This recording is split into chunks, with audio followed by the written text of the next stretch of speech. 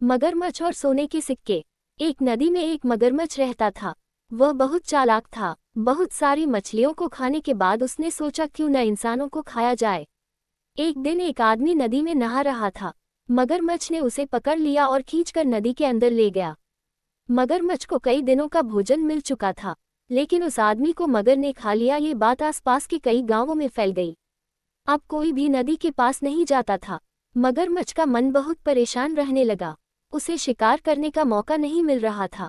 एक दिन वह पानी के अंदर तैरकर मछलियों को खाने की कोशिश कर रहा था।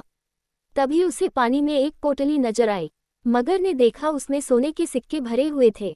अब मगर को एक उपाय सूझा। उसने उस पोटली को अपनी पीठ के ऊपर रख लिया और पानी की सतह पर घूमने लगा। दोपहर के समय गांव के कुछ किसान अपने खेत में काम कर रहे थे। सूरज की किरणें सोने के सिक्कों पर पड़ी तो वो चमकने लगे। उसकी चमक देखकर एक किसान नदी के पास आया तो उसे सोने के सिक्कों से भरी पोटली नजर आई। दूर से उसे पोटली के नीचे मगर जो कि पानी के अंदर था वह नहीं दिखा। वह किसान सोने के लालच में जैसे ही पानी में गया, मगर ने उसका पैर पकड़कर खींच लिया। अब मगर का ये हर दिन का काम हो गया। वह दोपहर के समय नदी के किसी न किसी किनारे पर अपनी पीठ पर सोने के सिक्कों की पोटली रखकर पहुंच जाता। सीधे सादे गांव वाले सोने के लालच में मगर का शिकार बन जाते थे। कई गांव में यह बात फैल जाती है कि मगरमच्छ लोगों का शिकार कर रहा है, लेकिन किसी को भी यह नहीं पता लगता कि मना करने के बाद भी लोग नदी के पास क्यों चले जाते हैं। एक दिन सभी गांव वालों ने मिलकर पंचायत की। उसमें फैसला लिया गया कि नदी के किनारे पर पहरा देने के लिए गांव के कुछ नौजवान जो दूर खड़े रहकर नदी पर नजर रखेंगे कि कोई नदी में न जाए। गांव के नौजवानों को नदी के किनारे पर खड़ा कर दिया गया।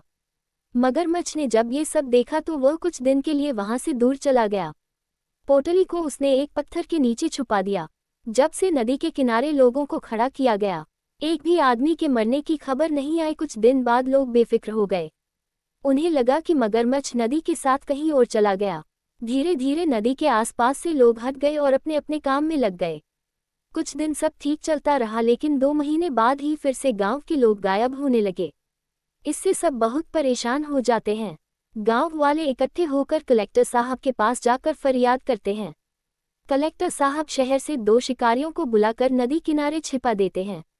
दोनों शिकारी छिपकर देखने लगते हैं कि मगर कब आता है, लेकिन कुछ दिन मगर नहीं आता।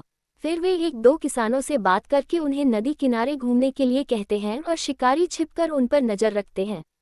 एक दिन मगर वही सोने के सिक्कों की पोटली लेकर पानी पर तैरता दिखाई देता है। सिक्कों की चमक से किसान और शिकारियों को सारी बात समझ में आ जाती है।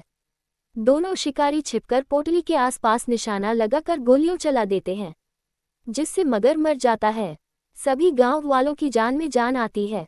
कलेक्टर साहब वो सोने के सिक्कों की पोटली उन दोनों शिकारियों को इनाम के रूप में दे देते हैं।